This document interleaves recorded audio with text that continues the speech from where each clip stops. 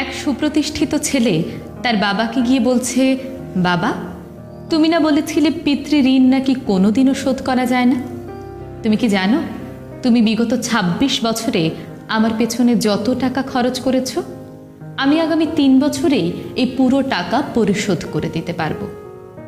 বাবা এই কথা শুনে মুচকি হেসে বলল, একটা গল্প শুনবি খোকা?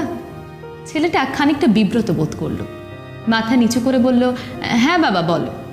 তোর যখন ৪ বছর বয়স, আমি তখন ২০০০ টাকা মাসিক বেতনে চাকরি করি।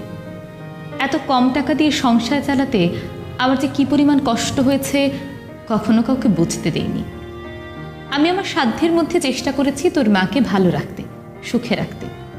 কিন্তু যেবার প্রথম তুই স্কুলে ভর্তি হলি, সেবার আমরা দুজন, মানে আমি আর তোর মা মিলে ঠিক করলাম তোর পড়াশোনা চালিয়ে যাওয়ার জন্য আমাদের ঠিক কী কী ত্যাগ করতে হবে।